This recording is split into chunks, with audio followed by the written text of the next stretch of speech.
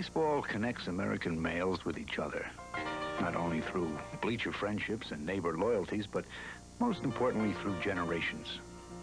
You learn your first lesson of the rainbow arc all living makes, but that baseball exaggerates.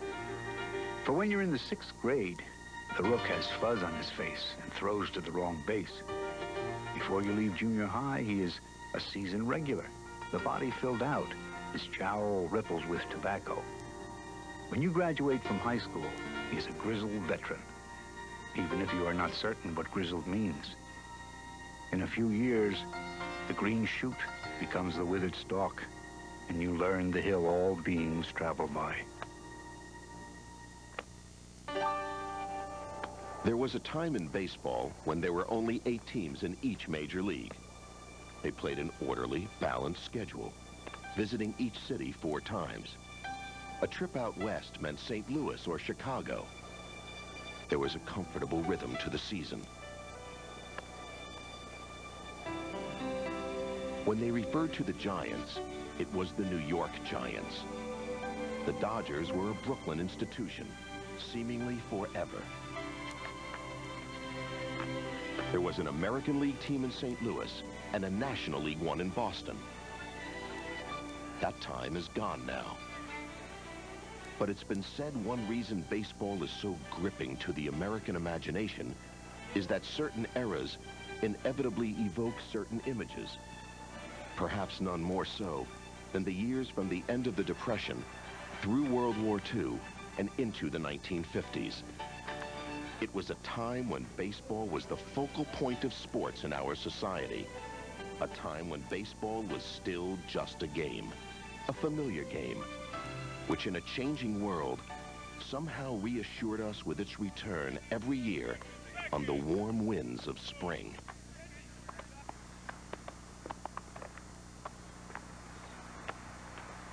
Poet Donald Hall. My heart starts to sing like a bird. I feel my wings stretch out and warm air coming. Spring is the hope of the earth. And the baseball is the same hope, the beginning of it. It's wonderful, it's a ritual, it's practically magic, like an old mystery religion.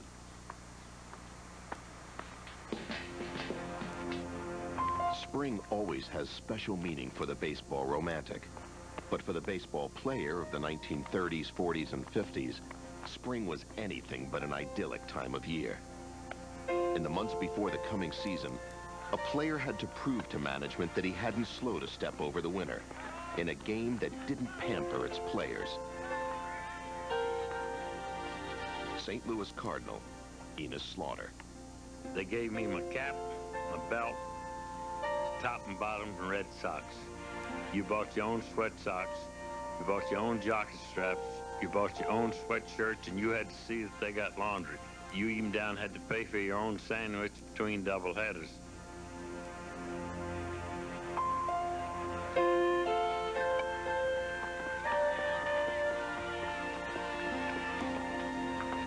Every year, I went to spring training. They had some young outfielder hit 340, 350. They were going to take my job. Well, you know, they want to get to the big leagues also. Somebody's going to take my job. I'm still hitting 300, driving in close to 100 runs every year, and I knew I had to bear down to hold my job. And I went to spring training every year thinking that I had to make my job. Pitcher Eldon Ocker. We had no assurance of anything. They could release us anytime they wanted to. And we didn't have much to say about it. We just signed a 4-page contract, and everybody signed it. Didn't make a difference who you were, and you signed it. And they could trade you. They could do anything to you until you were in the major leagues 10 years. You were just like an automobile. They could get rid of you anytime they wanted to get a new one.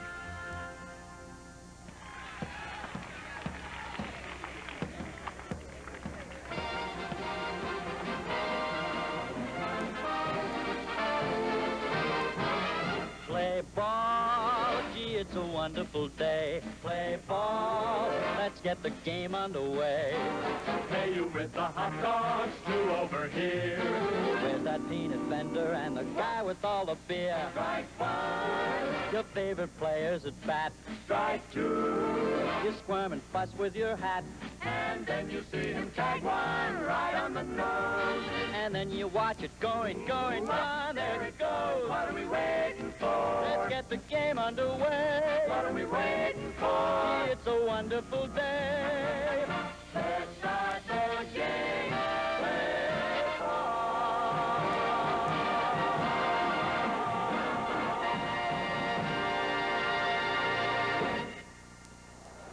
Accuracy and speed, the practiced eye and hefty arm.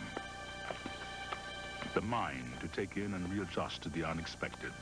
The possession of more than one talent. And the willingness to work in harness without special orders. These are the American virtues that shine in baseball. It is graphic and choreographic.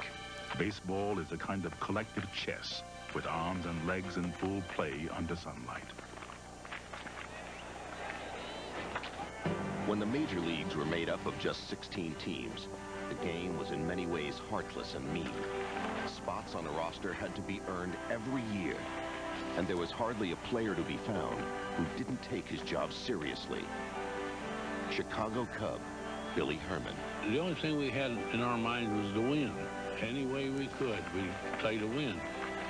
And if that wasn't good enough, well, you go back home, get a lunch pail, and go to work. Now, if they didn't play hard, you didn't have, he wouldn't have a friend on the club, and he wouldn't be there long. If you were on first base and the batter hit a ground ball, you had to take that runner out. If you didn't take that runner out, well, you'd come on the bench and you'd almost have to fight some of your teammates.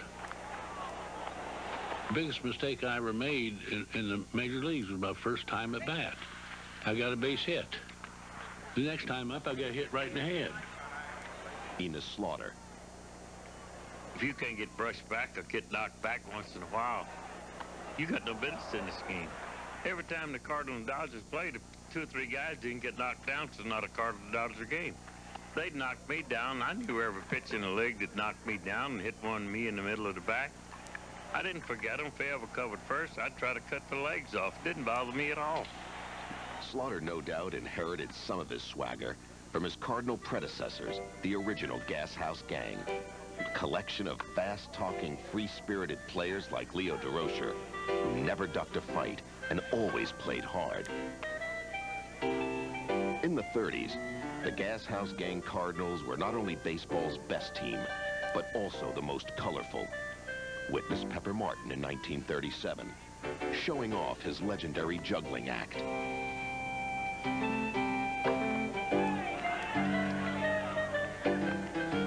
Entertaining came naturally to the Gas House Gang. Keeping clean, however, was another matter. New York Yankee, Tommy Henrik.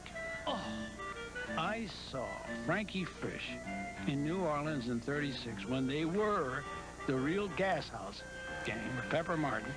And they came around there, most of them needed a shave, and every one of them had a dirty uniform on. I said, what a bunch of bums. Now, these are really the Gas House Gang. Immaculate uniforms meant little to men with rowdy reputations. Winning, however, meant everything.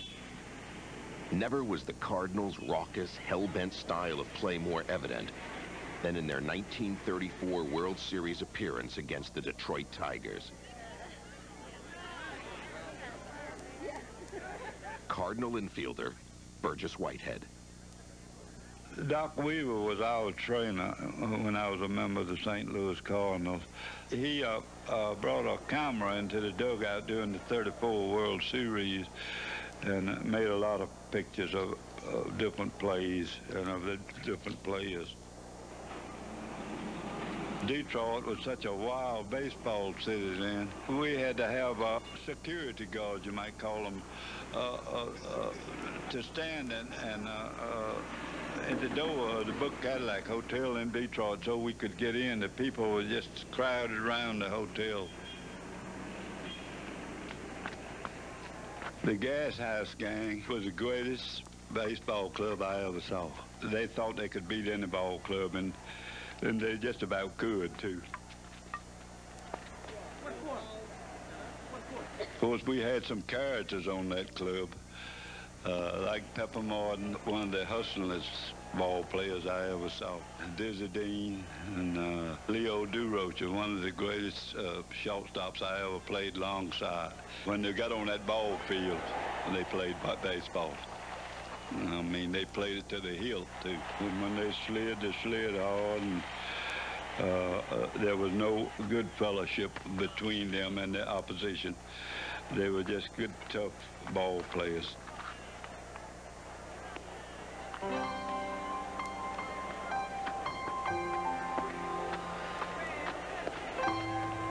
That was a tough series. It was a hard-fought series, and the players hustled so hard. It was because of the depression, and they wanted that winner's share.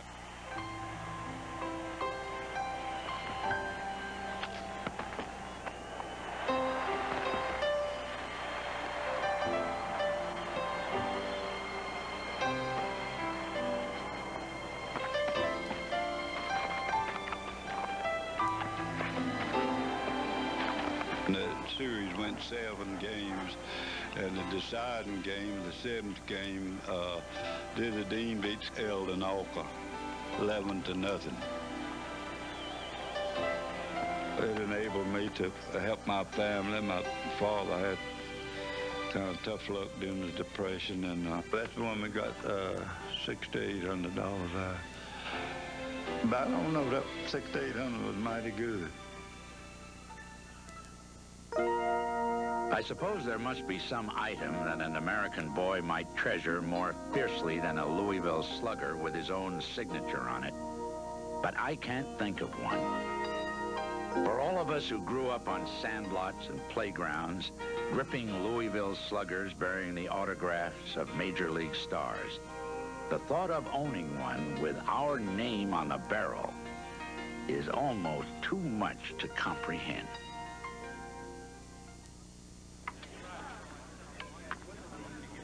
All baseball players enter the field of play with the same tools: a bat, a ball, and a glove. The bat helps keep the batter alive, but when the ball is hit, it's the glove that becomes most important.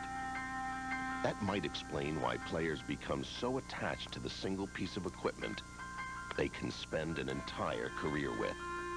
Infielder Bill Werber. The glove that I used was a little bit larger than my hand. I had my gloves all made out of the belly of the cow because it was soft. Didn't need a lot of breaking in, but they weren't a large glove. I never dropped any balls, but you could maneuver them. Perhaps the most interesting fact about gloves in the 30s and 40s was what happened to them between innings. Rather than take their gloves into the dugout after the third out was made, the fielders of the day simply left their gloves on the field and retrieved them on their way out to their positions. It was a practice that held true until the mid-50s.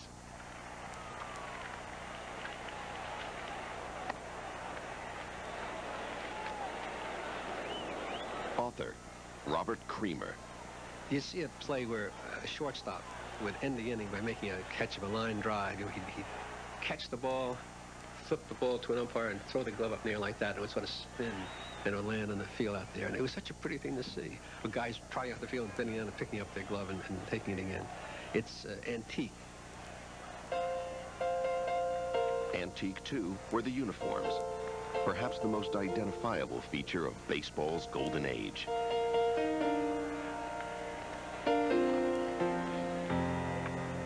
Loose-fitting and made of heavy wool, a father might have been proud to show off the colorful uniforms of the day, but they weren't exactly designed with comfort in mind.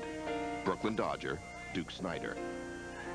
I mean, you go into St. Louis, Cincinnati in the summertime, and it's a hot, humid day, and you get those wool uniforms, you start perspiring and get those things wet, and they pick up some weight. All of a sudden, you're carrying 5, 6, 7, 8 pounds extra along with you. as baggy as they weren't all that comfortable, but we didn't know any better. So we were comfortable.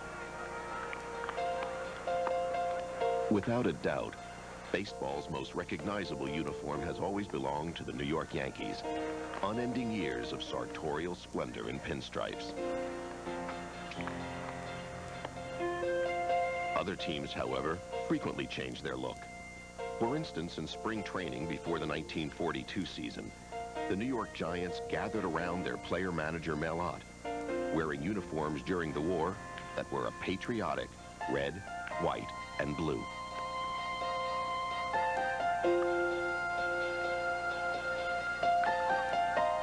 The pre-World War II Pittsburgh Pirates wore black and red, while during the same era, the Philadelphia Phillies uniforms were predominantly blue.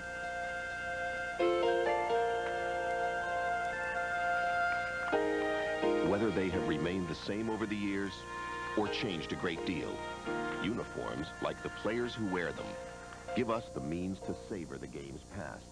Author, Donald Honig. A team can bring back an era.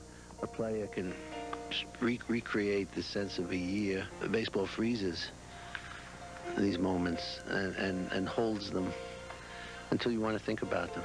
And then they're released again in all their youthful energy and vitality as they were. Ball players never age in memory. They're always young. Teams, however, do disappear, or more accurately, change locations or names. And the nostalgia that their uniforms evoke is part of what we have left to remember them by.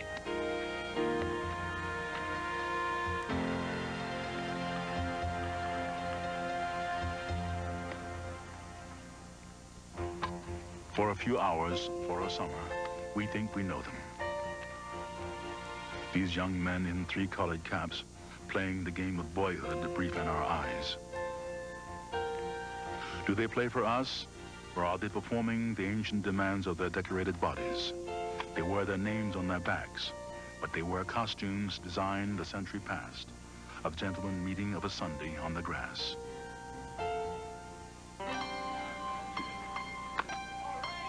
For a period of 4 seasons, from 1942 through 1945, World War II affected baseball in pretty much the same manner it affected everyday life. The game went on, but it couldn't possibly be the same, not with constant reminders at ballparks around America that we were indeed at war. There were even those who considered suspending baseball, but, as Eldon Auker remembers, the most influential and important American was not among them.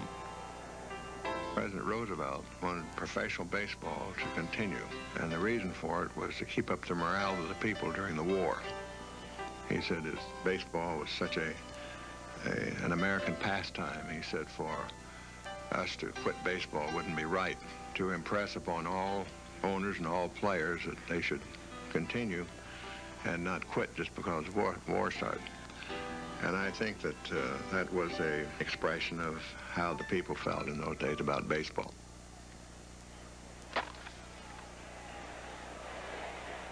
New York Yankee Tommy Henrik. A lot of the best ball players went into the service. So it's a doggone cinch. Each team, the brand of ball they're playing is going to be a little inferior to what they had before the stars left. In fact, with most of baseball's best players at war, the previously inept St. Louis Browns won their first and only American League pennant in 1944.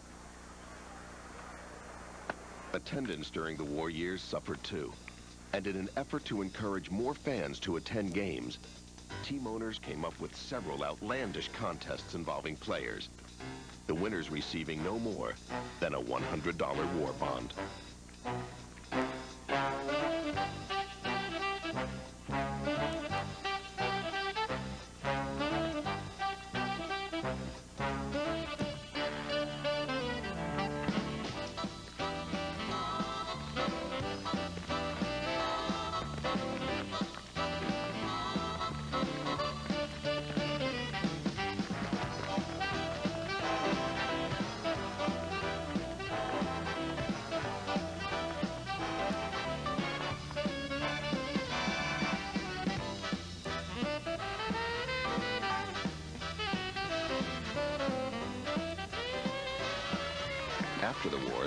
collaborations continued, some with celebrities from outside baseball like Jesse Owens, who raced and barely beat George Case of the Cleveland Indians in 1946. In the early 50s, stars like Abbott and Costello would make occasional appearances at ballparks. Here, they're at a Boston Braves game, answering the question of, who's on first? In the 30s and 40s, it was not unusual to see players or coaches participate in comedy sketches for the newsreels. In this case, the foil is Benny Bengal of the Washington Senators.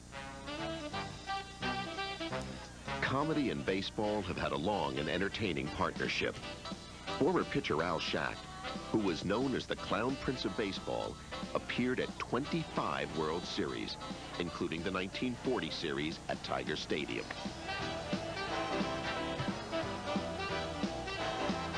When Schacht retired in the early 50s, it was Max Patkin who inherited the title of Clown Prince.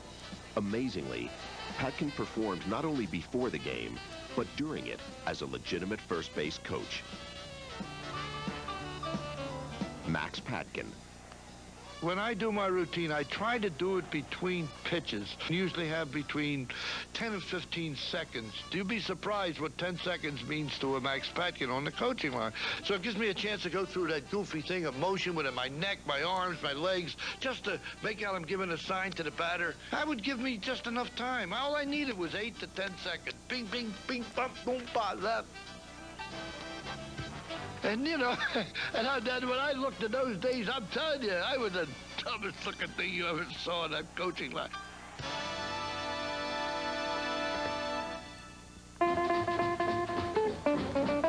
Strike one.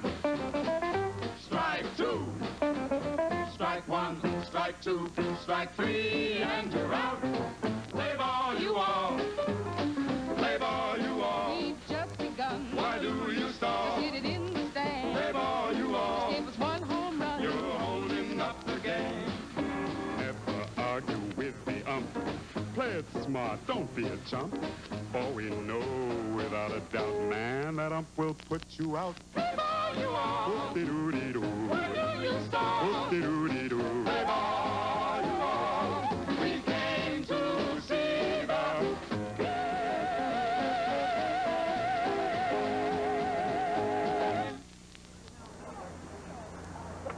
Before the 1950s, teams traveled to and from games by train, bringing them together, but with a lifestyle that was far from glamorous.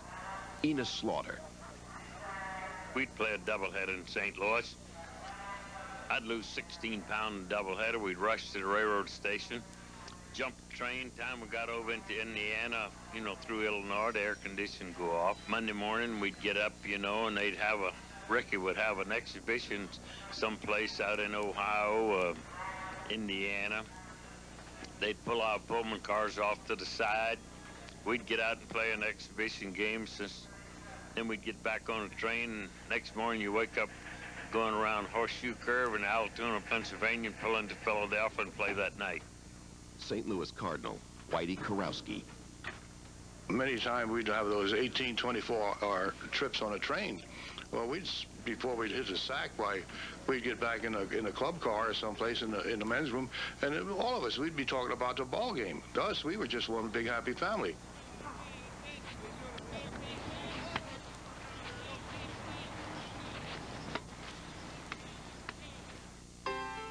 Doubtless, there are better places to spend summer days, summer nights, than in ballparks. Doubtless. Nevertheless, decades after a person has stopped collecting bubblegum cards, he can still discover himself collecting ballparks. And not just the stadiums, but their surrounding neighborhoods, their smells, their special seasons and moods. Quaint? Sure. Beautiful?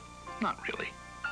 However, when the sun is bright and the air crisp and your seat seems closer to the diamond than the on-deck hitter, all is forgiven.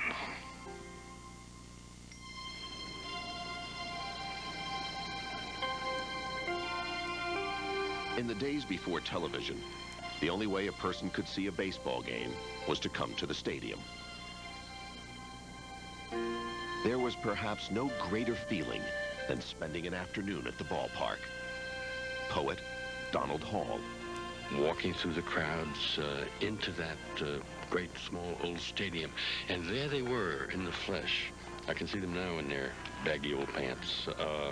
The players whom I had heard about, of whom I'd seen photographs, but there they were, really walking around, live people, and the absolute enchantment and enthrallment of the tension of starting the game, play ball. Author Donald Honig. And when you went out to the ball game, it was someplace special, and these guys were something special to you, and you really focused on them because you didn't see them anywhere else. All the rest of the time and all winter, you talked about them and argued about them with your friends, and then that special occasion when you went out, your father took your older brother, or you were a young teenager, and you went out yourself, and you're still very impressionable, and you were able to watch these guys up close. It made quite an impact.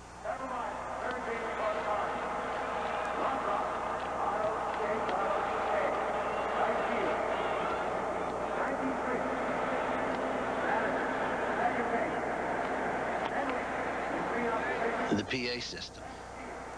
So the voice of God, is coming down. Who the hell ever announced lineups? We all played on the sandlots.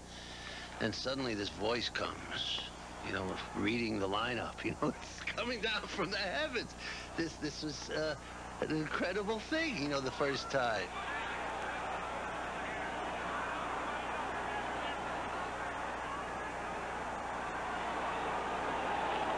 It was 1941.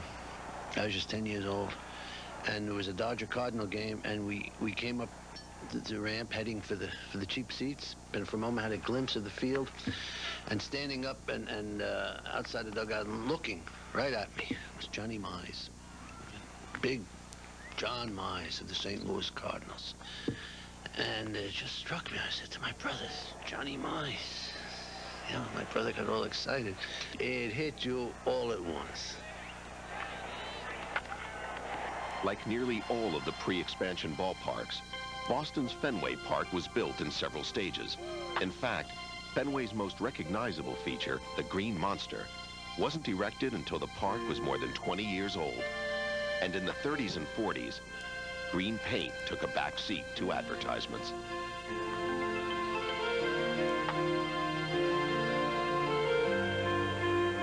There was even a time when Chicago's Wrigley Field didn't have its signature ivy on the walls, or its famous outfield bleachers.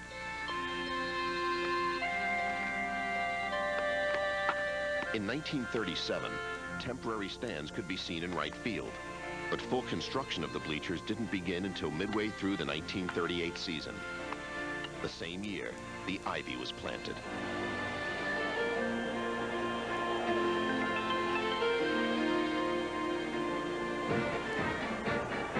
Each of the grand old ballparks was unique in its appearance, but the meaning they had to those who went there was the same. Author Ray Robinson. The stands looked enormous. The outfielders who were cavorting in the outfield looked to be, miles away from you, and this cavernous cathedral that you went to, is enormous. And you're a little boy, and everything looked so large and bigger than life in your mind's eye. I want to go to the ball game. Donald Hall. I want to go with American men, not all of us, but a great many of us, think back to baseball in connection with our fathers, maybe with our grandfathers, with uncles, with people who played particular games sometimes, but also people with whom we went to particular games, or people we played catch with. There is something historical about baseball. Come on and root for the home team with a hip, hip, hip, hooray. Let's sit with the boys and we'll make lots of noise at the baseball game. Take me out to the ball game. Take me out with the crowd.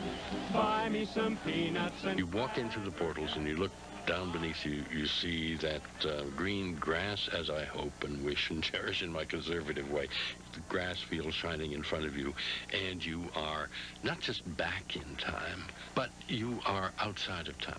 We have something that separates itself out from duration. For one island there, we are 62 years old, we are 12 years old, we are 40 years old, and the game exists in some island outside of time, some eternal present, which is a kind of corridor into eternity. The one ballpark that stood out in terms of its size and baseball significance was the old Yankee Stadium. Opened in 1923, it was the most dramatic of three ballparks within the boundaries of New York City. Just across the river from Yankee Stadium stood the Polo Grounds. Robert Creamer. I was, hundreds of miles from home, and I sat in this sort of empty room, maybe 15 guys scattered around, listening to the radio, and I just felt so far away from baseball. I really felt lonesome. And a big sergeant came in, big top sergeant, and he had a cigar. He was sitting a few feet away from me, and the cigar smoke floated over to where I was, and I thought of the Polo Grounds. It just came back to me in a wave, this marvelous feeling that I was at a ballpark all of a sudden because of that stinking cigar.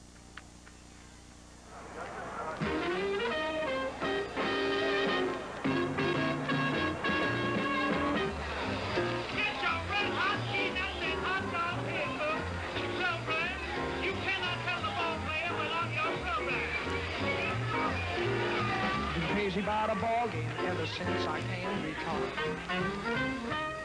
Been crazy about a ball game ever since I can recall.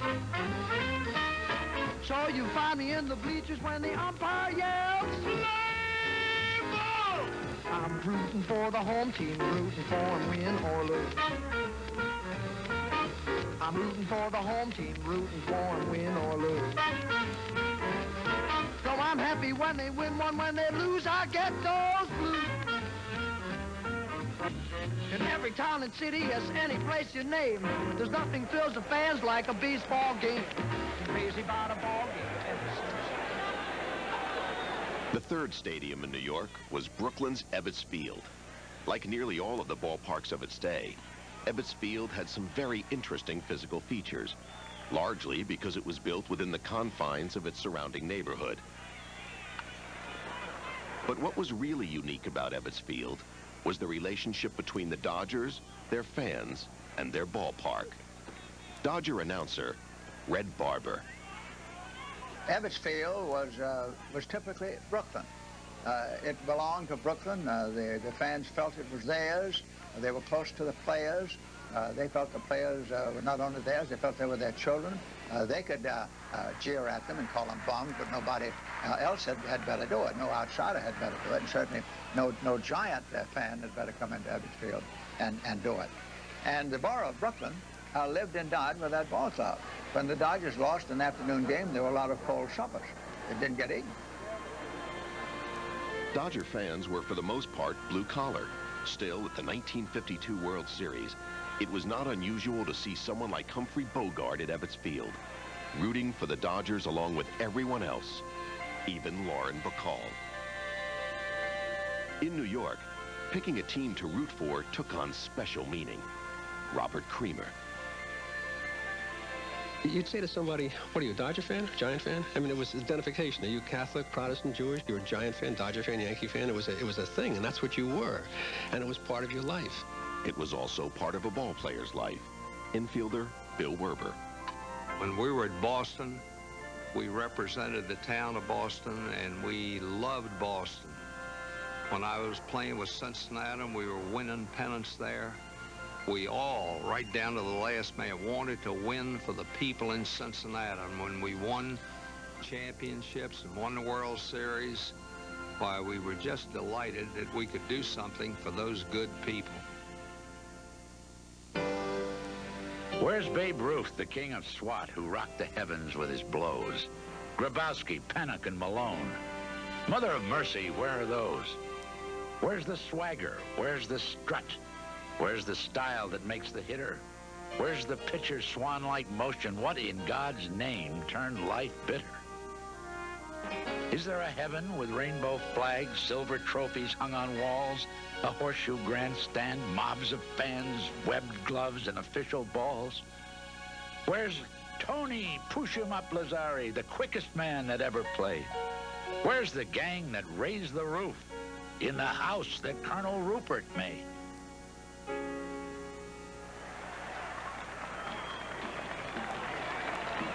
In 1938, the Chicago Cubs won the National League pennant, and the city responded by saluting its champions in a pre-World Series parade.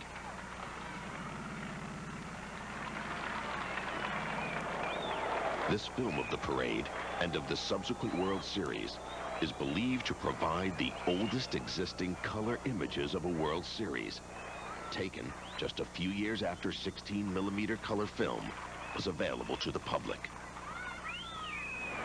Good afternoon, ladies and gentlemen. Yes, you said it. This is the first game of the 1938 World Series. This is George Hicks speaking for the National Broadcasting Company at Wrigley Field, Chicago, Illinois.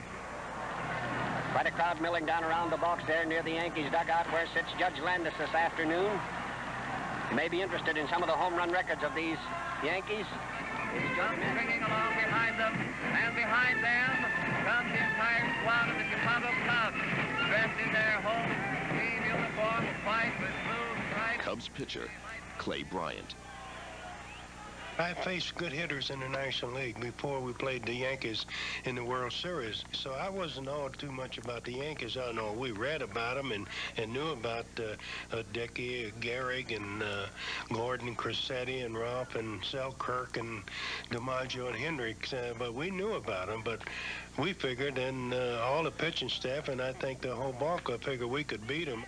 I saw the lineup, and sure, I looked at them, and I knew they were good, but I will say this. After the series is over, they're the greatest club I've seen in baseball. Yeah, well, like Rip Collins says we come, we saw, and we went home after 4 straight.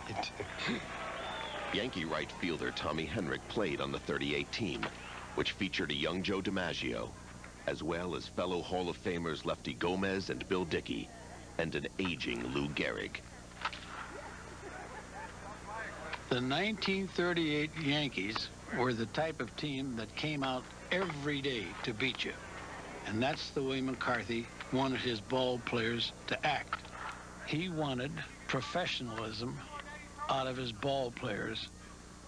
Somebody was saying, McCarthy, you like Joe Gordon, don't you? He says, I sure do. He says, why do you like him?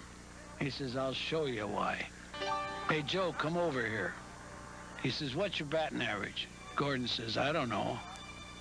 So what's your fielding average? He says, I don't know.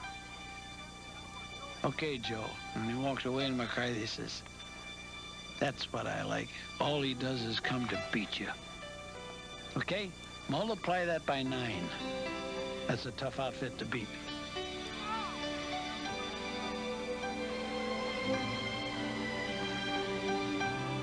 My greatest feeling was getting dressed in the Yankee uniform because I knew I was with a bunch of pros. That was my thrill. I said, this is a ball club. Whew.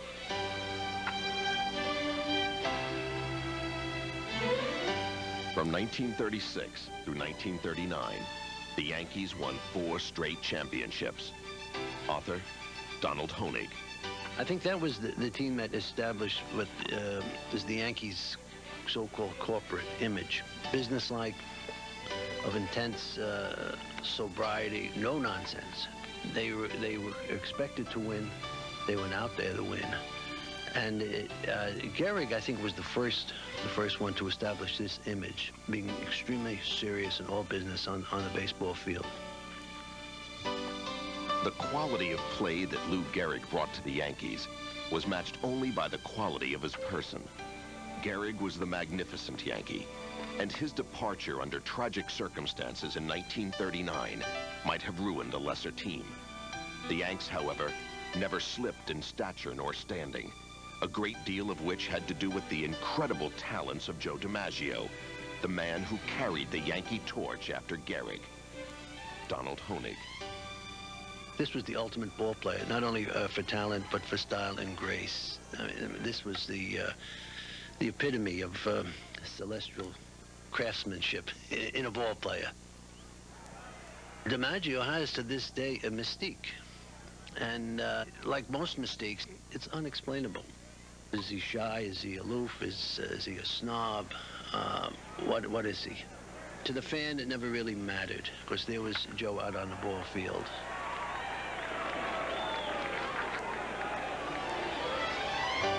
Author, Robert Creamer. When Berra was a rookie, he hit a pop fly and jogged down to first base. And I think the ball was dropped, and he had to scurry to get to where he was going, and DiMaggio gave him that cold look. And apparently when DiMaggio looked at people coldly, they just shriveled. He had a sense of command, an aura of being, you know, majestic almost. He was the king. DiMaggio's Yankees had many rivals, but perhaps none drove them to excel as much as the Boston Red Sox, a team with 5 future Hall of Famers in its lineup in the early 1940s. Tommy Henrik. It was something special. It was absolutely something special. For years, Red Sox Yankees. Oh boy, it's a highlight of the year. What made it special was the talent on both sides. We knew we had a good ball club. We got DiMaggio on our side. They got Williams. They got Bobby Dorr. We got Joe Gordon. They had Joe Cronin, who could hit with anybody. Jimmy Fox. Gee, you think you're not going to fear those birds? And we went up against them, and they were some tremendous battles. Oh, and Bobby Dorr says, why didn't we win? Didn't we have a good ball club? I says, you scared us to death, Bobby. Sure, you had a good ball club. Why didn't we win? I says, I don't know. I think the owner liked you more than our owners liked us. I says, I used to walk through your parking lot out there, and I says, most all of the things in there were Cadillacs. I says, we had to bear down more for ours. After the war, the Red Sox often approached greatness, but never attained their ultimate goal of winning the World Series. They won the pennant in '46, but lost the series to the Cardinals in 7 games. In '48, the Indians beat them in a playoff, and in '49, they fell to the rival Yanks on the last day of the season. Poet, Donald Hall. There is surely something in the image of the Red Sox in particular that has to do with not mere defeat, but glorious defeat, or almost making it, or the whole series of crucial moments. And I think that defeats are talked about more, and moments of losing it, than any moments of victory. More than any other single player, it was Ted Williams who epitomized the Red Sox persona. He was our Achilles, our reluctant warrior, our sullen genius. And he could be counted on always to be doer and difficult and superb. Yes, he's indelibly Boston.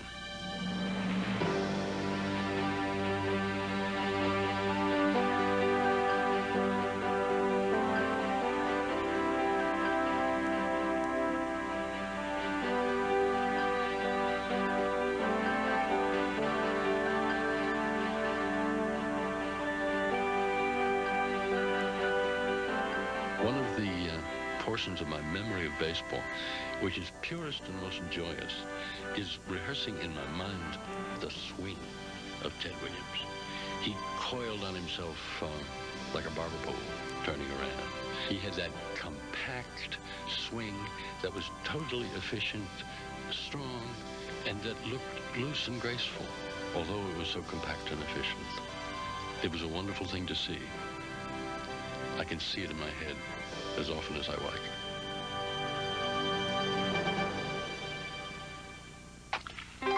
How dear to my heart was the old-fashioned batter who scattered line drives from the spring to the fall, He did not resemble the up-to-date batter who swings from his heels and misses the ball. The up-to-date batter I'm not very strong for. He shatters the ozone with all of his might, and that is the reason I hanker and long for those who double to left and triple to right. The old-fashioned batter, the eagle-eyed batter, the thinking man's batter, who tripled to right. The great men of baseball are at the very heart of the game. They are the ones who set the standards, the ones who created the memories. They take us to different heights. They allow us to dream.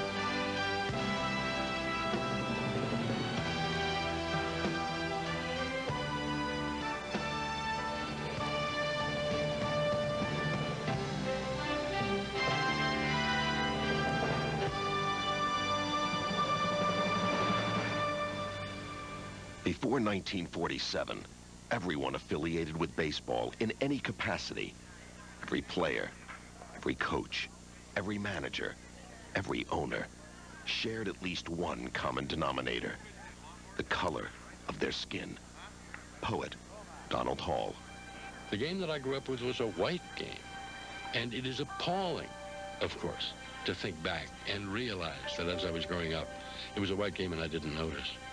I didn't object. I had no notion.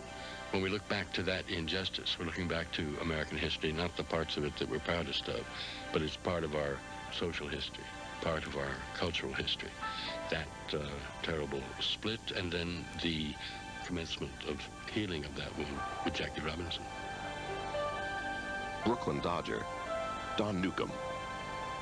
Even though I didn't have a Joe DiMaggio or Ted Williams or Babe Ruth as an idol, I developed an idol. His name was Jackie Robinson. It was just such a phenomenal era. We wondered whether or not it would ever happen. And Jackie said, I'm going to make it happen. He would say that many, many times. I'm going to make it happen. They're not going to be able to stop me. I had no idea where my life would go. I had no idea that I'd ever be a part of history. Soon after Robinson, new heroes like Roy Campanella would emerge.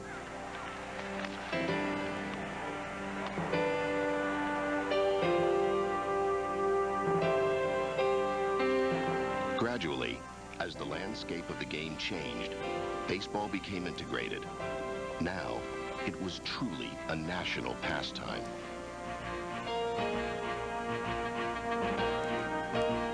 The 50s saw the arrival of many of the game's greatest players, some who would go on to rewrite baseball's record book.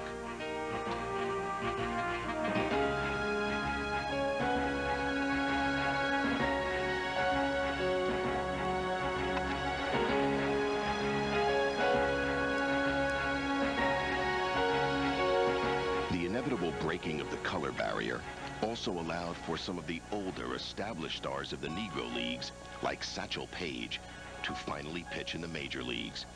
It wasn't something that erased the years of injustice. It only served to remind us of what we missed. America is a country which encourages and welcomes change. Through the years, sometimes on its own, or sometimes with a little push, baseball was able to accept and incorporate some of those changes into the fabric of the game. Some improved it, Others made us long for the game we used to know. But the important thing to remember is that baseball was just living up to its moniker as the American pastime.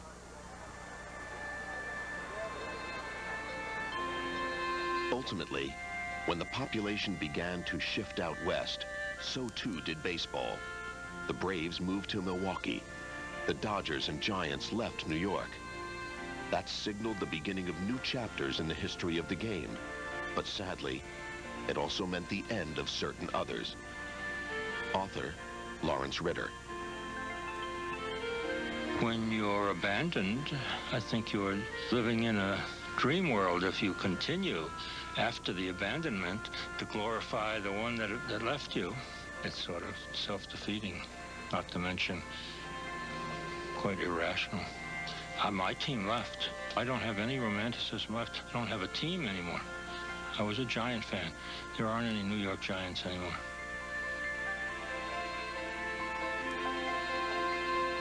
There might not be any New York Giants anymore, or St. Louis Browns, or Washington Senators.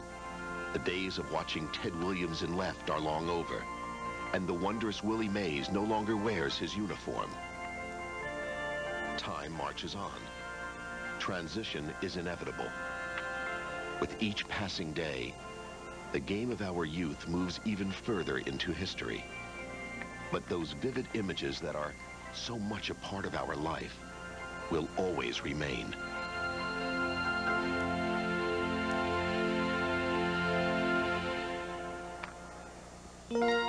Game called. Across the field of play, the dusk has come, the hour is late. The fight is done, and lost or won.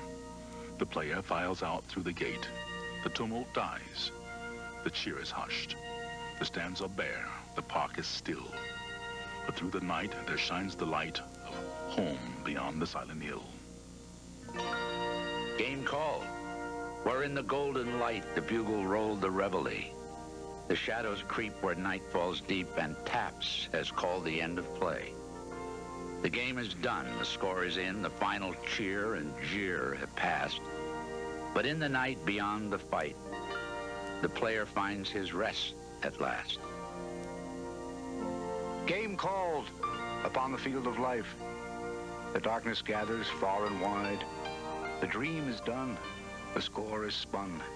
That stands forever in the guide. Nor victory, nor yet defeat is chalked against the player's name.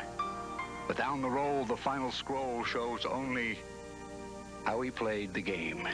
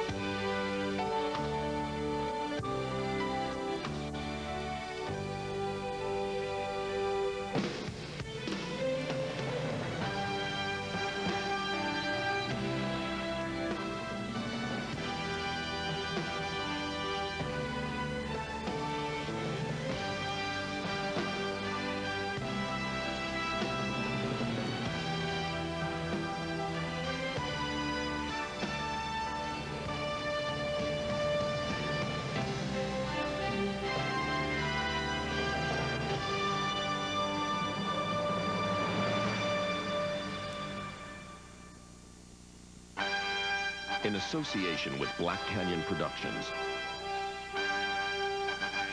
this has been a presentation of HBO Sports, the network. of champions.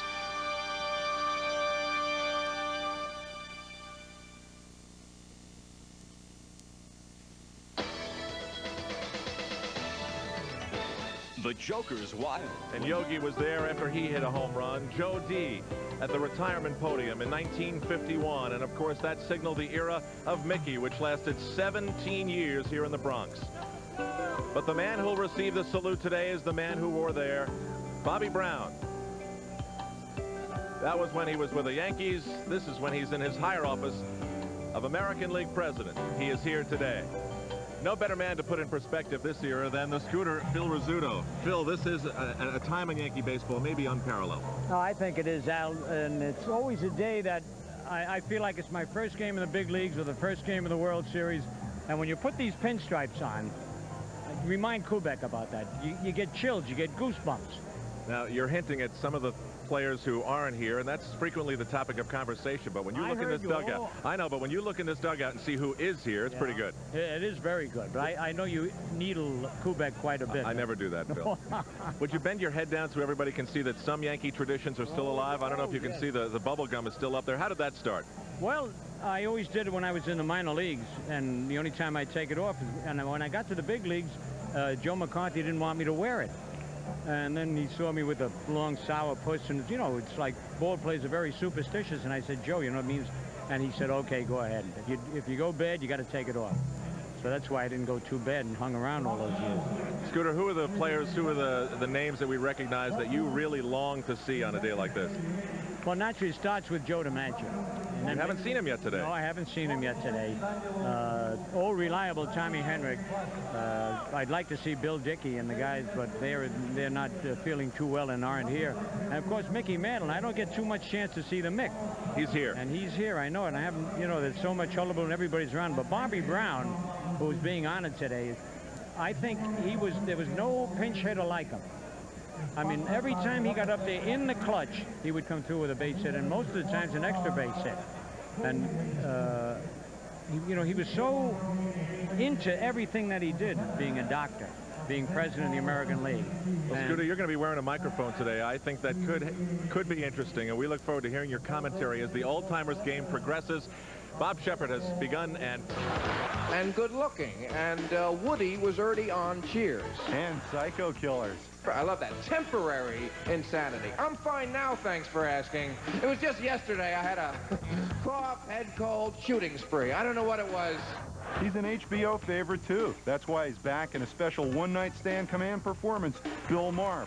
Premieres Sunday night at 10 on HBO.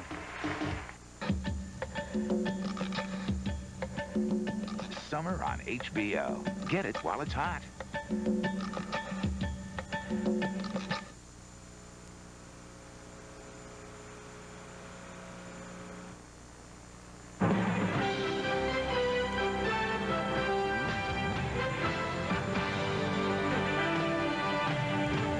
The following is a special presentation of HBO Sports.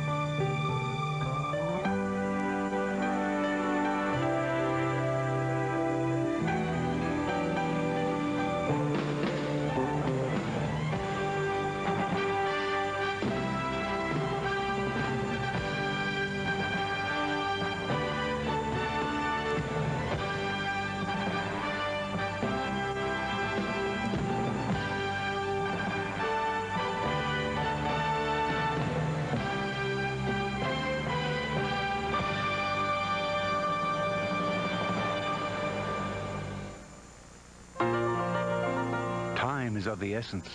The rhythms break, more varied and subtle than any kind of dance. Movement speeds up or lags. The ball goes out in sharp and angular drives or long, slow arcs. Comes in again, controlled and under aim. The players wheel or spurt, race, stoop, slide, halt, shift imperceptibly to new positions, watching the signs according to the batter, the score, the inning. Time is of the essence. Time is of the essence. The shadow moves from the plate to the box, from the box to second base, from second to the outfield, to the bleachers. Time is of the essence. The crowd and players are the same age always, but the man in the crowd is older every season. Come on, play ball. For a large and varied group of Americans during the 1930s, 40s, and 50s, baseball was the national institution. It was a time when the game's presence was everywhere and meant everything. It permeated our soul and elevated our heart. From the Depression through the 1950s, baseball's popularity was far-reaching and undeniable, and its heroes were among the icons of our society. Writer Donald Honig. You think of a young DiMaggio in the 30s, and if you're so inclined, you can think of him being part of what was almost a regal dynasty in this country with FDR in the White House and Joe Louis, heavyweight champion, and Ernest Hemingway shooting lions in Africa, and Joe DiMaggio in center field for the Yankees. This is one of the magical ingredients of baseball, that it's able, just by the mention of a team or a name, it's able to evoke an era. These memories just go up in your mind like a galaxy. Often, baseball brings to life a specific era that is firmly rooted in the experience of youth.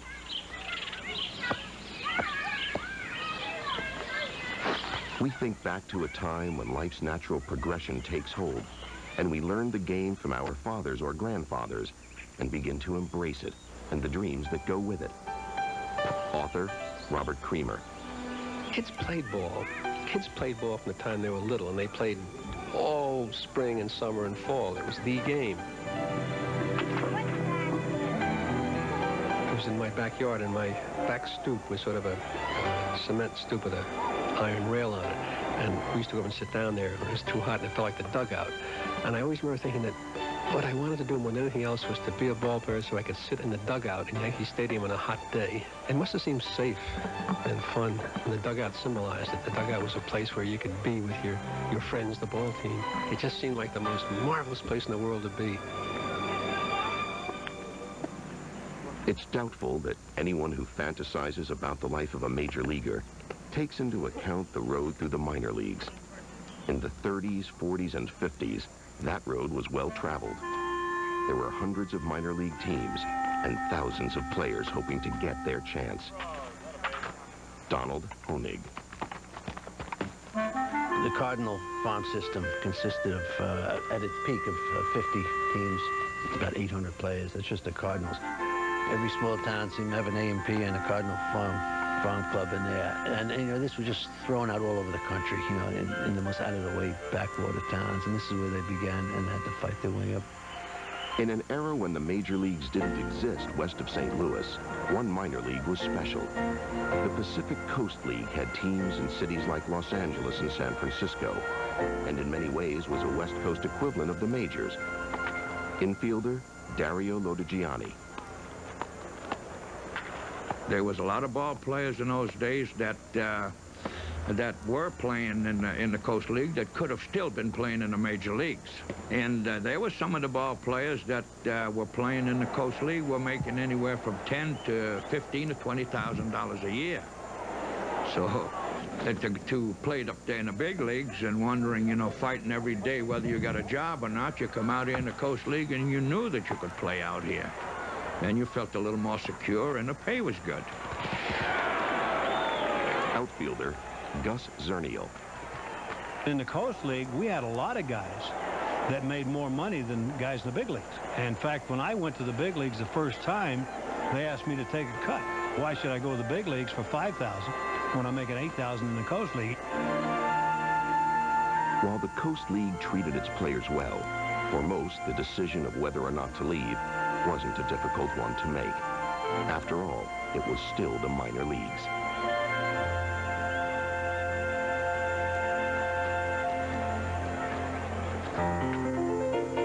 Not that the minors weren't home to recognizable faces, like Chuck Connors in Montreal, or his Dodger farmhand teammate, Tommy Lasorda.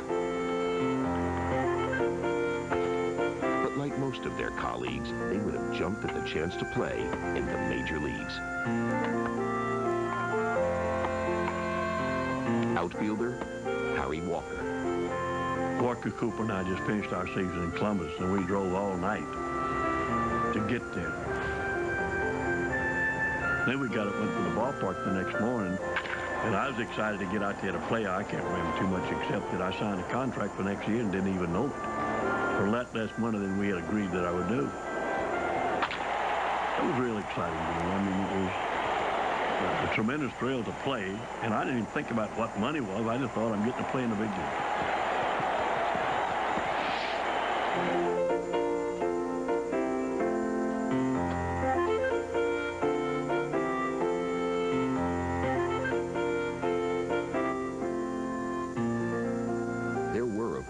Other prospective major leaguers who were more concerned about signing their contracts and didn't hesitate to confront their employers. Infielder, Alex Grammas. Dear Mr. Paul, I received your letter and contract which called for the same monthly salary of $700 per month and read with great interest all that you had to say regarding my 1953 salary. I want you to know that I'm very grateful for the chance to make the Cincinnati team. It's something that all ball players set as their goal, and in this respect, I'm no exception. I want to play big league ball. I have no intention of knocking around in the minors until I'm too old to make a start in some other field. Mr. Paul, on the other hand, I do feel that I'm entitled to a little more consideration concerning my monthly salary. I can truthfully say that I'm in no way trying to be bullheaded or belligerent. It's definitely not one of my traits. It's just that I honestly feel that I had a year that deserves more. Mr. Paul, I'm willing to meet you halfway and settle for $850. I'm enclosing my unsigned contract and hoping that my new proposal will meet with your approval.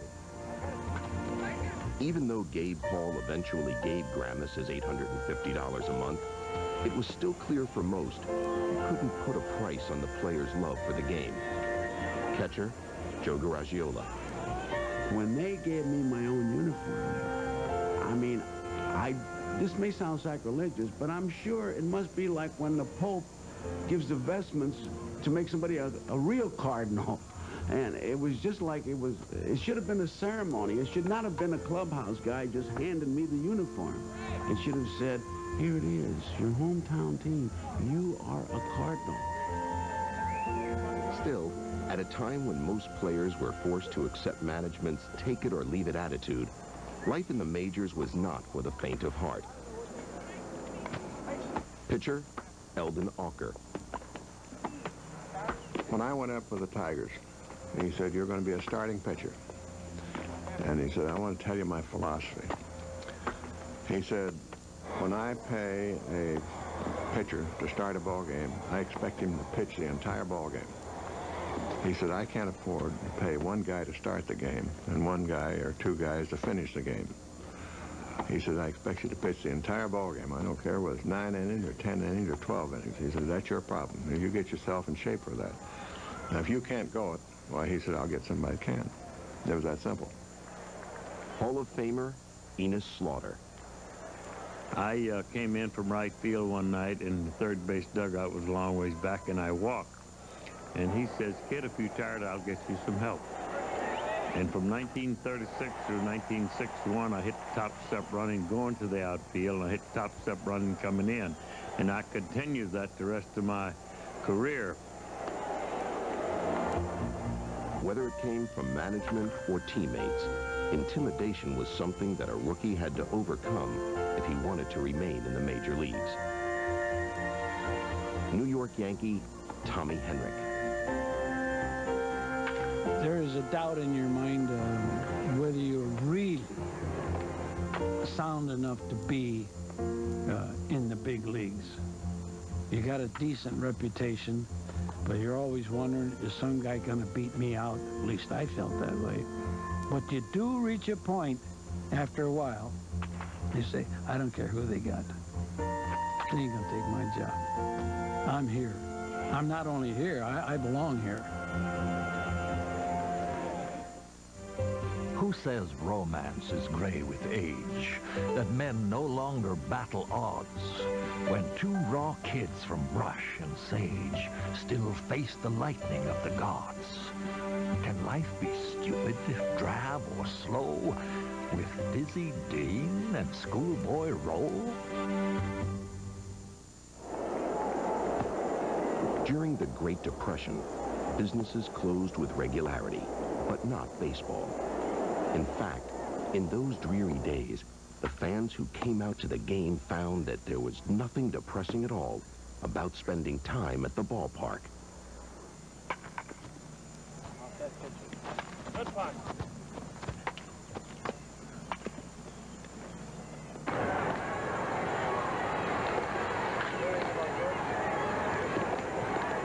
Pitcher, Mel Harder. In 1929, they had the stock market crash, and then along about 1933, the banks closed, and we were in bad shape then. And we knew what we had to do. We had to scrape and save, and the $375 I made here in Cleveland in 1928 carried me right through pretty good. But I had a lot of friends from Omaha that was on the WPA for months, where I think that their salary was about $1.25 a day, just pushing a rake or shovel on boulevards and everything. Some of the clubs noticed the lack in attendance, but they decided to go ahead and play baseball because it helped the fans and the people to take their minds off of their problems. In the late 20s and early 30s, the fans couldn't get to the stadium to see the games, and the players took the game to the fans. Even Babe Ruth joined the era of barnstorming. In the late 20s, Ruth and his Yankee teammate Lou Gehrig spent part of the off-season traveling around the country with two teams that competed against each other.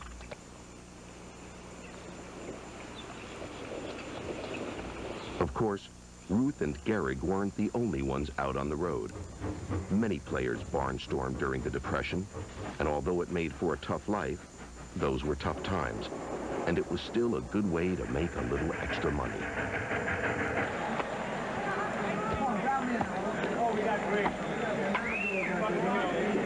Hall of Famer Charlie Gehringer. We had some good teams that went through Canada and went to the coast and went to all parts of the country that didn't have baseball. Usually it was hometown setups, and I don't think we ever lost a ball game. We just, the fans enjoyed seeing us, and of course to see their own players try to compete. We did pretty well picking up a few bucks, made probably more in a month there than we did in the last month of the season. Yeah. Yeah, I could buy 2 suits. Several times during the 30s, some of baseball's best-known players barnstormed in Japan. But it was a lesser-known catcher named Moe Berg who made the most out of his trips. Berg traveled to Japan twice, first in 1932 to teach the game, the second time in 1934, from which Berg, under the cover of baseball, learned enough about Tokyo as a spy to aid the Allied cause in World War II. Charlie Gehringer. He had a camera with him all the while, and he was taking shots here and there, and most of them off the field, so to speak, not concerning baseball. So I had a feeling that he was trying to hunt something up, running that camera almost constantly somewhere. And the people later, of course, when the war came on, said, well, this guy was picking our pockets over in Japan.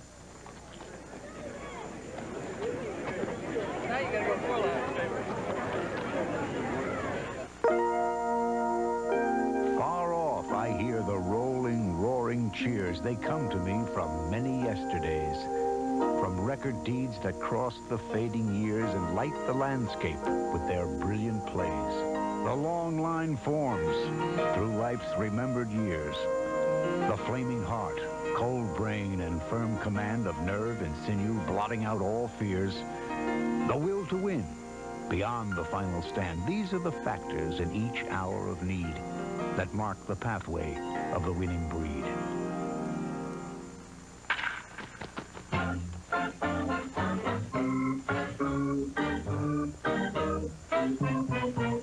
Who's gonna win the pennant this year? That's what they all want to know. Which is the team that'll take the flag? Which is the team they won't stop? I'm a baseball fan, a red-hot fan. It's a subject I never can drop. Who's gonna win the pennant this year? Who's gonna come out on top? Do you think that the Giants or Cubs will come through? And what do you figure the Dodgers will do? They tell me the Cardinals look pretty hot. They tell me the Yankees may take it this fall. They all look good and I can't make my mind up. So once again I repeat, oh, who's gonna win the pennant this year? That's what they all want to know. Which is the team that'll take the flag? Which is the team they won't stop? I'm a baseball fan, a red-hot.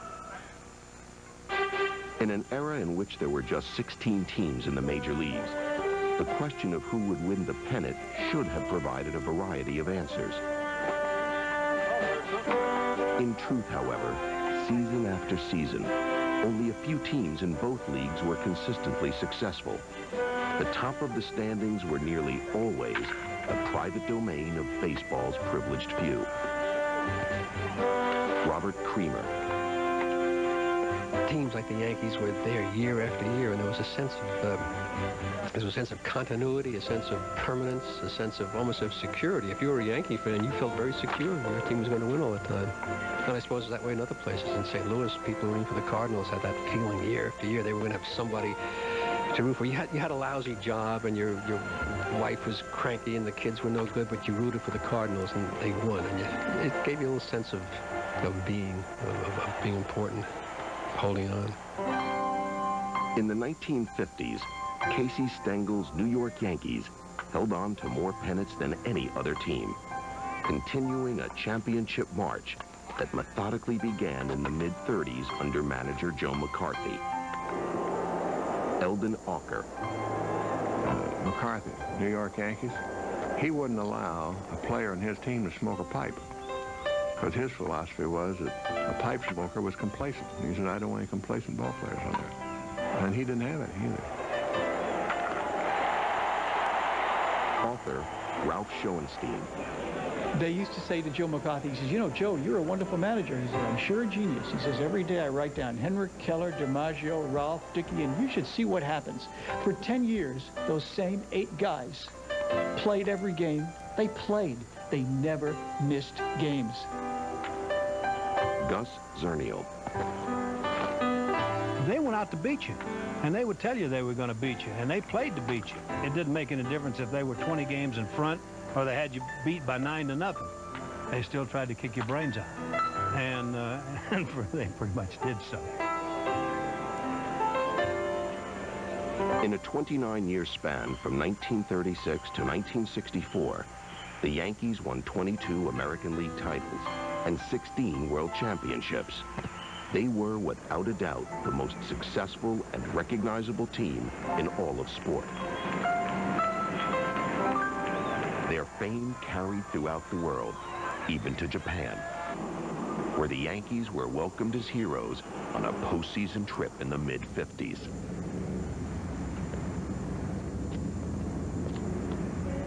It was a privilege to wear a Yankee uniform, and unheard of to willingly give it up. In 1946, Joe DiMaggio once playfully wore the colors of the Red Sox. But once a player put on the pinstripes, no other uniform could possibly fit as well. Tommy Henrik. the Browns better never make a trade for me to come here for somebody. And he says, why? I says, because I ain't showing up in this ballpark. That subject I never can drop. Who's gonna win the pennant this year? Who's gonna come out on top? If the Giants win but 2 of 4, and the Dodgers 6 of 10, the Phillies, as in days of yore, will finish last again. During the 30s, 40s, and 50s, baseball had a clearly defined class structure. A classic struggle between the haves and the have-nots. For teams like the Philadelphia A's and Philadelphia Phillies, life near the cellar was an annual occurrence. Each season a humbling cycle of resignation and defeat. Donald Honig.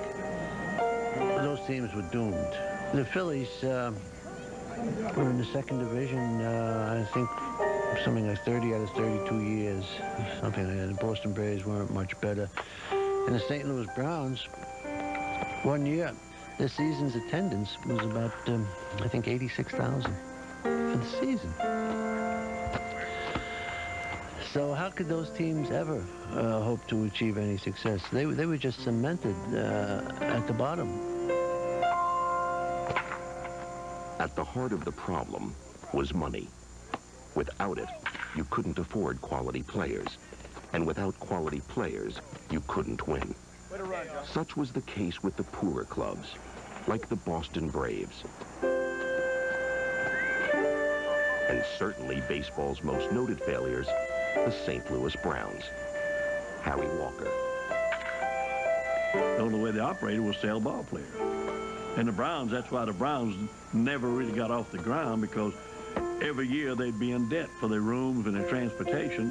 And the Yankees, was somebody that had pretty good money, would say, look, we'd like to have your third baseman. Well, I said, well, he's our best player. Well, I know that, but that's why we want him. And they'd finally beat him down and say, you owe $200,000. You can't start the season unless you pay these debts, because nobody's going to let you have room for transportation.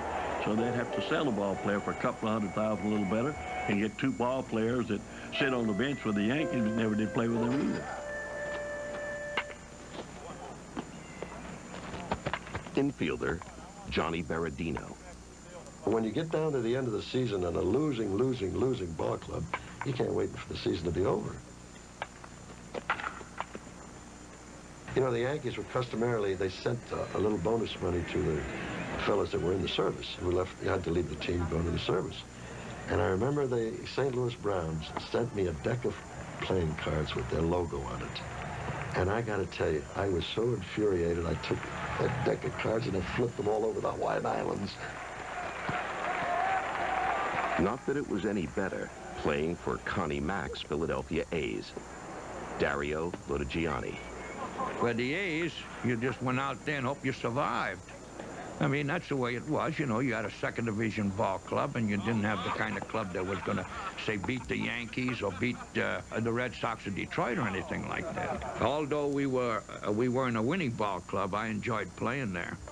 It was a lot of fun playing against all those top clubs. But as far as thinking that we were going to win a pennant, if we won 3 or 4 games in a row, that was a tremendous streak. Even the advertisements around the stadium told the story of the haves and the have-nots. Joe Garagiola. I love signs on the wall. Of course, in St. Louis, they had a star of the game. They might as well have just imprinted Musial there and left it there, because he did it most of all. But the Lifebuoy sign, that brings back memories of the Philadelphia part. They had the Lifebuoy sign up there and said the Phillies use Lifebuoy, and somebody had written in their graffiti style, and they still stink. For the Senators, or Browns, or Phillies, or A's, it was always, wait till next year. Not that the next year would ever be any different, but hope springs eternal in each baseball fan. Poet Donald Hall. We play this every day. And toward the end of August, you know, you're 12 games behind or you're 20 games behind in the loss column. What can you do? You go out to the park and watch the game. There aren't so many people there. You just watch the game going on and you wait till next year. Hope comes along. You read about some kids out of high school playing in single A, some double A players who might come up to triple A, and you think, well, maybe we'll put it together next year. This seems to be the sport for defeat, but defeat with hope. We accept defeat and rush hope in.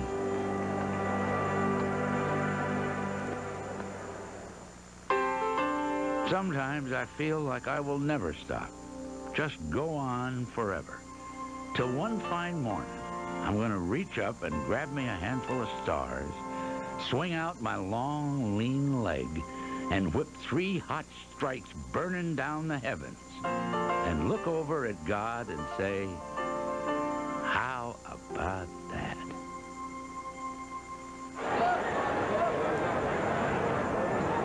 Baseball is a game for dreamers. Its ebbs and flows conducive to using your imagination. Donald Hall. There are wonderful pauses in the game of baseball. I love the moment just before the pitch when the batter is all attent and coiled and no longer wagging his bat, and the pitcher is leaning forward just before he rocks back. You get that again and again, and you don't breathe at that moment. Everything is halted. And then, God knows, for the most part, hundreds of times in a game, virtually nothing happens. The batter looks on, it's a striker, it's a ball, we go back and wind up again. We wind up this toy, and then it is set to spring, and then it springs, and goodness knows. People are running on the base paths, everything, all hell is breaking loose. And just for a minute, less than a minute, just a few seconds, and then we come back to pause again. It's a magic and mystical moment.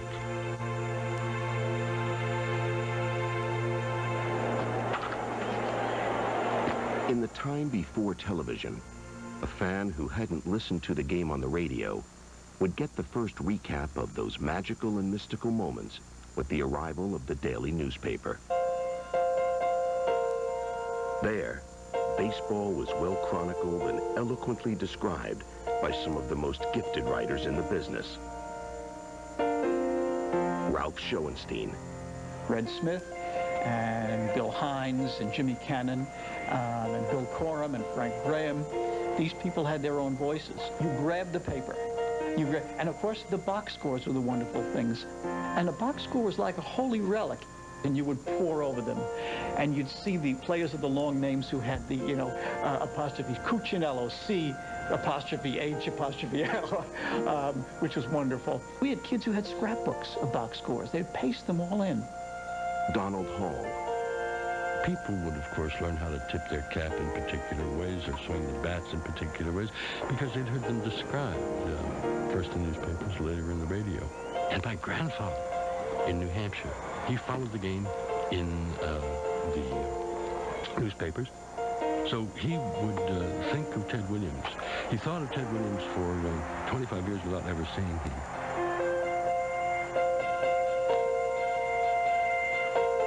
There were times, however, when those newspaper descriptions were embellished or exaggerated, sprung by a writer on an often gullible public thirsting for information. Playwright Stephen Longstreet. They were great storytellers. They were very picturesque. But you'd hear wonderful stories about this kid, barefooted kid who came out of the Azores and invented this ball because he used to knock crows out of the trees to keep them from eating the corn, and developed this great arm. And none of this was true, but these were wonderful stories. While it was true that aside from game summaries, most newspapermen used their imagination freely, circumstances also dictated that they use their discretion. Writer Haywood Hale Broun.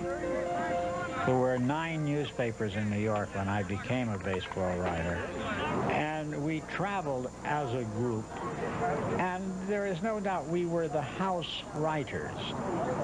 Then if there were scandals, we did not write them. because it would not be fair to our boys. It was all very cozy. And the players were not distanced from us by the hugeness of their salaries. It was much more intimate, the relationship between player and writer when I began, but there was still the basic gulf in that they did it and we didn't.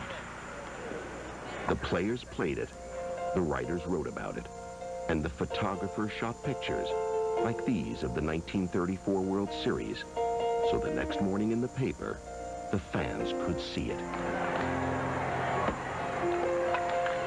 In the days before the telephoto lens, photographers stood on the field, both before and during the game, to get the best pictures possible.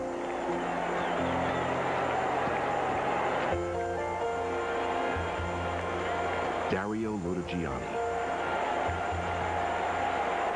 Oh, yes, lots of photographers. God almighty, yes. I remember when they had those great big box cameras when you wound them up, and when they snapped them, they sound like a bomb went off. Sure, they were all over the place. Then, of course, there was radio. This is Byram Saab at the microphone, and together with Mel Allen, we're ready to send your way all of the action of the second game of the World Series.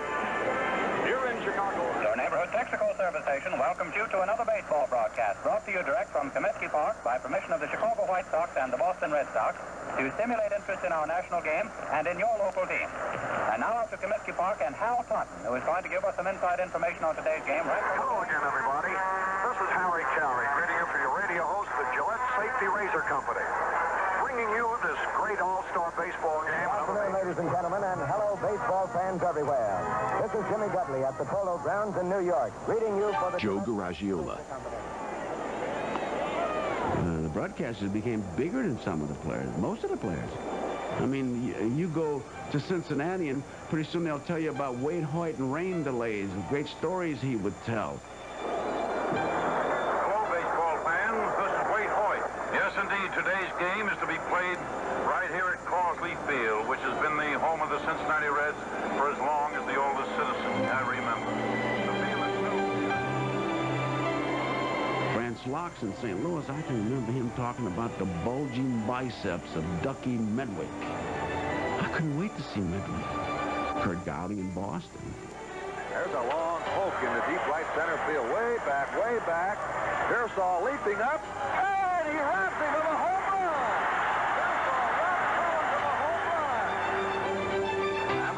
run. In every city, the voices of the game were prominent.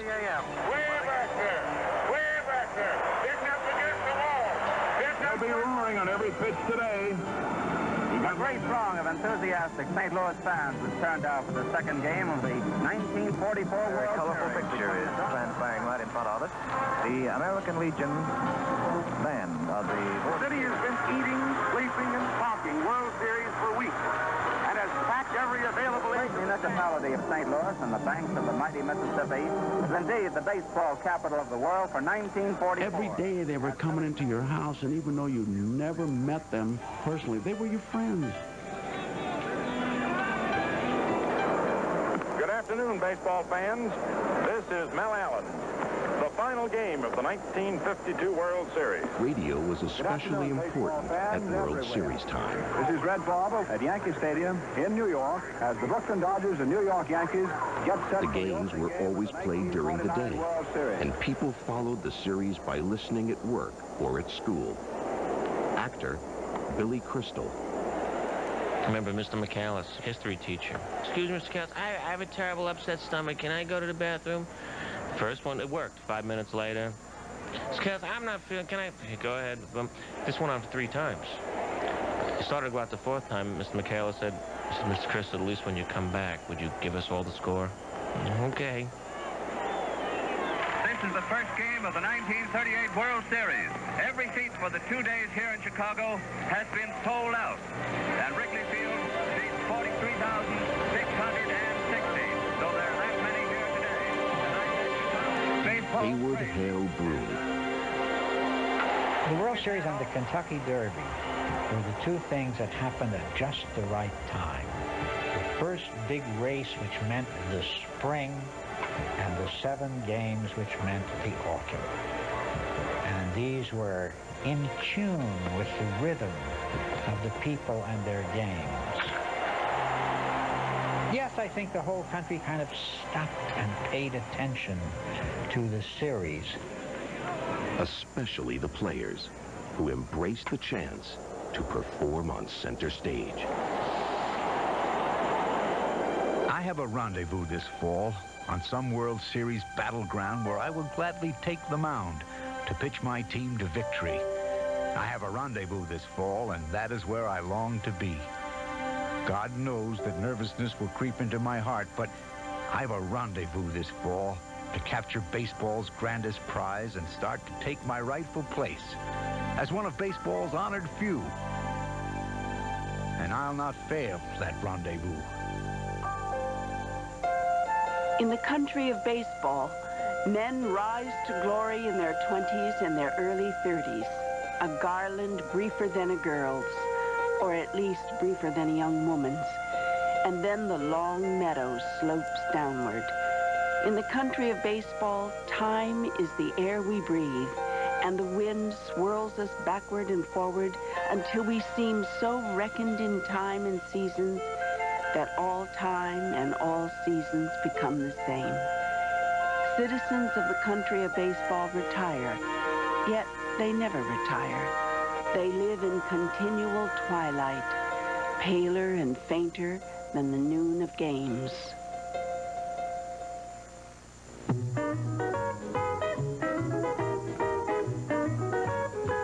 I met a lad, handsome and witty, who whispered to me, "You are so pretty." Soon he and I were cabareting. We had a good time, goes without saying. I tried to get him in my sweet embrace. All he had on his mind was the pen and trace. And though I saw him practically every night, we never went to movies or saw a fight. We just saw baseball, baseball, DiMaggio and baseball, baseball, Chicago Cubs, baseball, baseball, DeRocher and baseball, baseball. At a time when a baseball player's wage wasn't much more than the average American's, ceremonies like this one honoring Cardinal pitcher Lon Warneke were understandably low-key. In fact, after a 10-year career, to most major leaguers, a shotgun and a couple of hunting dogs was a fine reward. Haywood hailed Brune. Most of them were farmers, and what most of them hoped to get out of baseball was in the 6 or 7 years of an average career to save enough money to buy 40 more acres or replace 2 mules with a tractor. Or if you came from a town, to buy a hardware store. Baseball players are very strong for buying hardware stores because the stock wasn't perishable. Oranges rot, nails don't. In the years after the Depression, major leaguers, like most citizens, put in an honest day's work. Writer Robert Creamer. Just look at those faces. In every face, I don't think there was an ounce of fat in any of those faces. They were all lean and hard. They were guys who had scrambled all their lives. You could just tell that. You didn't really know major league players, but they seemed approachable. They seemed more real. If ball players seemed more approachable in the 40s and 50s, it was precisely because money hadn't yet distanced them from the common man. In fact, theirs was a lifestyle that most people could relate to. Joe Garagiola. We worked in the wintertime, like everybody else did. It was not unusual, when you travel especially, to ride to the polo grounds in the subway. Take the subway to Brooklyn. So if a fan left the ballpark, he'd sit there and he'd talk to you, and he'd say, how's it the game today? Why did you swing? Why did you take a third strike? That kind of thing. And pretty soon, you struck up a friendship, and we were working stiffs who happened to be Major League Baseball players.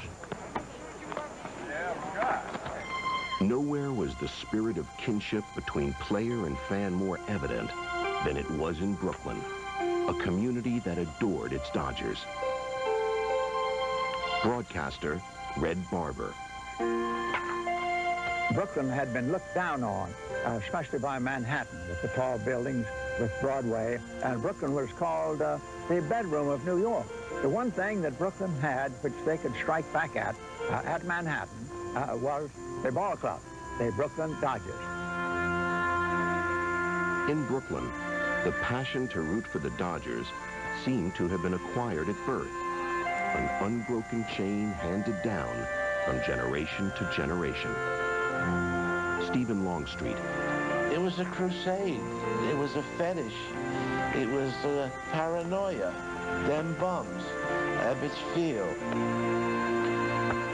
It was like a religion, that's what it was. It wasn't a sport, it was a religion. Ebbets Field had the famous heckler Hilda Chester and an off-key band known as the Symphony. Before every home game, Happy Felton's Knothole Gang played on television, all of which contributed to the legendary infatuation that Brooklyn had with its team. Donald Honig. The Dodgers bespoke Brooklyn around the world, because if you remember all those old World War II movies, there was always somebody in there. Somebody in the platoon was from Brooklyn, and he would be worrying about the Dodgers.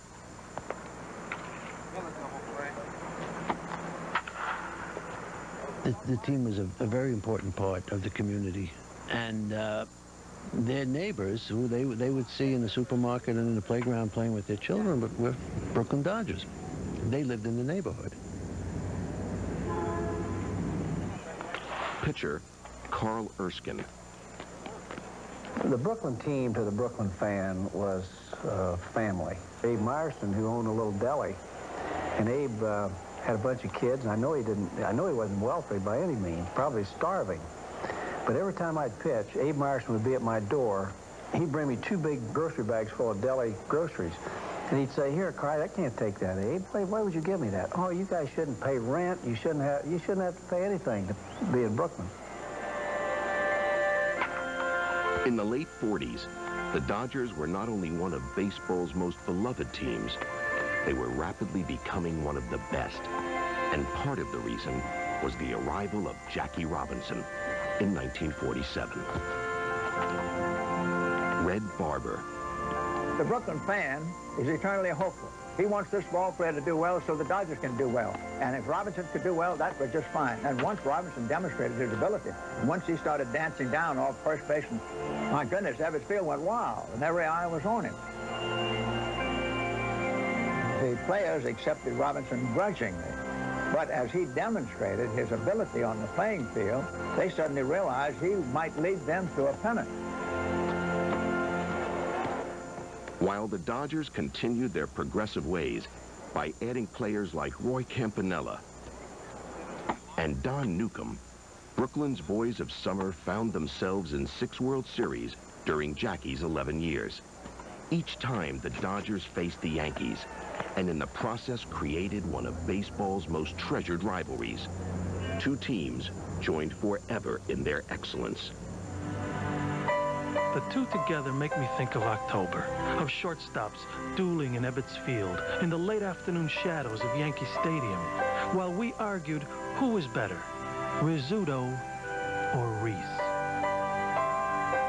Like choosing between 2 words with almost the same meaning, astounding or amazing, incandescent or luminous, Rizzuto or Reese.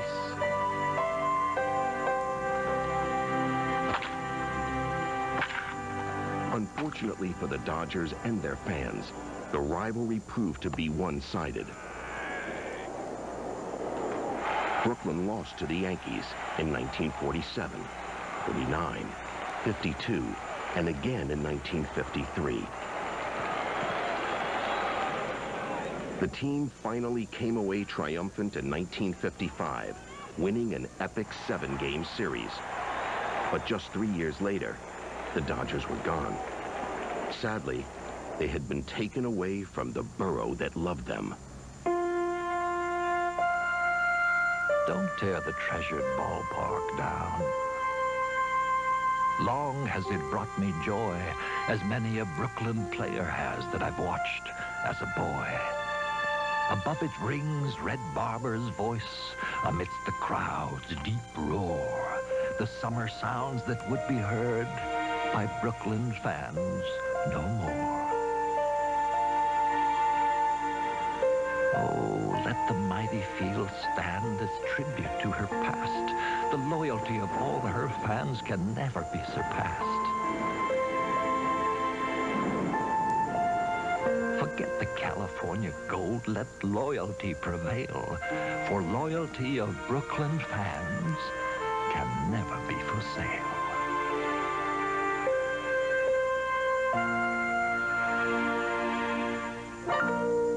But yesterday, I watched them start.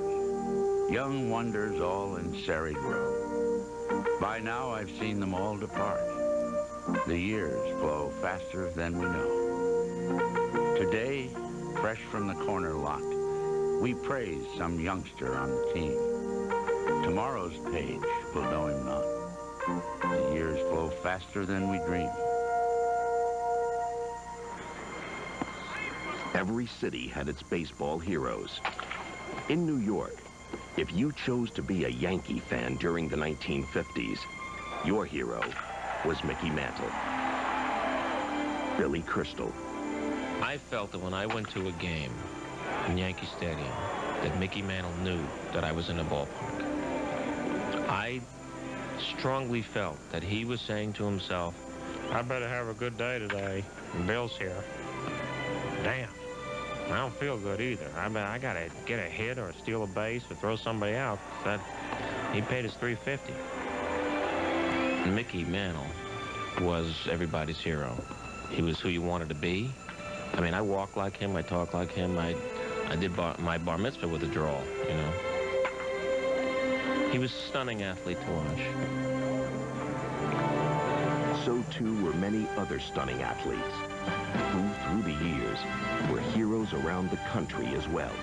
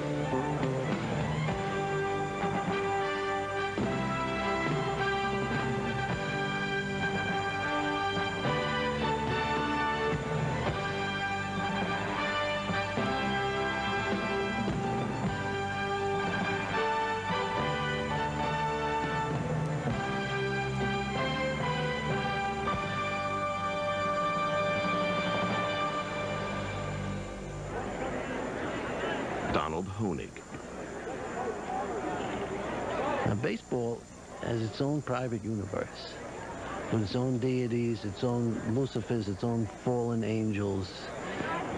Babe Ruth, of course, is the deity.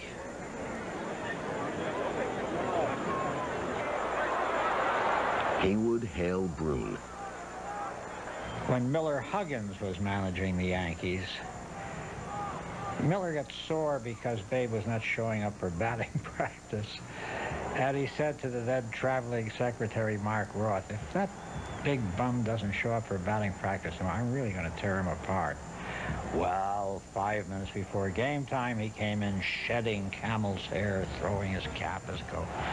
Went out and hit a home run, 2 doubles and a single or something. And Roth, who was something of a troublemaker, said after the game, hey, Miller, you're going to say something to Babe about not making batting practice? Go on. Miller said, yes, I was. Hey, Babe. Yes. Hi, Babe. He was the hero in excelsis. I mean, he was in his appetites overpowering, in his play overpowering, in his joy in life overpowering. A writer once said that to capture Ruth with cold statistics would be like trying to keep up with him on a night out. His unparalleled ability and unmatched personality on and off the field made him a tremendous attraction everywhere he went. New York Yankee, Frank Cressetti. Every time I go to the bat, I try to hit a home run because I know the people come out to see me hit a home run, which they did. They did. And when he'd strike out, and I mean he struck out, he really will. And they would even get a charge when he struck out. They would even, they would yell even like that. I think there's only one number that should ever be retired from the Little League clear on up to the Major Leagues, and that's Babe's number 3. I think that the game owes that to the Babe. 3 years after Ruth retired, he became a first base coach for the Brooklyn Dodgers in 1938, more for his value as a public attraction than a baseball man. Nearly a decade later, he was stricken with throat cancer. Haywood Hale Broun. He shrank away and was a shadow, but in Greek myths, heroes always die in battle, which is as perhaps it should be. They have died in the fullness of their strength. They have never shrunken. They have never grown old. The old athlete is almost always an object of pity. Brief is the season of man's delight, but at that moment, just as Gehrig said, this is the happiest day of my life when he was dying. What is now coursing through you is not the thin blood of the last days of your life, but the flood of memories of the things you did when you were there. Babe Ruth made his last appearance in a Yankee uniform in June of 1948, moving tribute to a man and an era now long gone. The only real game, I think, in the world, baseball. There's been so many lovely things said about me, and I'm glad that I've had the opportunity to thank everybody. Thank you. Broadcaster Mel Allen. 2 months later, Babe passed away. The people were lined up all around Yankee Stadium, many with babies in their arms, waiting to pass by and pay their last respects to Babe Ruth. I went over to one gentleman and I said, "You'll forgive me, sir, but I said, why would you bring your baby with you?" He said, "Well, when he grows up, I can tell him that he saw the greatest baseball player of all time."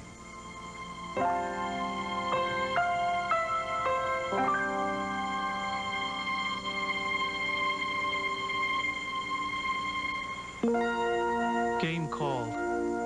Across the field of play, the dusk has come, the hour is late. The fight is done, and lost or won, the player files out through the gate. The tumult dies, the cheer is hushed, the stands are bare, the park is still. But through the night there shines the light of home beyond the silent hill. Game called, where in the golden light the bugle rolled the reveille. The shadows creep where night falls deep, and taps has called the end of play. The game is done, the score is in. The final cheer and jeer have passed, but in the night beyond the fight, the player finds his rest at last. Game called. Upon the field of life, the darkness gathers far and wide. The dream is done, the score is spun, that stands forever in the guide. Nor victory, nor yet defeat, is chalked against the player's name. But down the roll, the final scroll shows only how he played the game.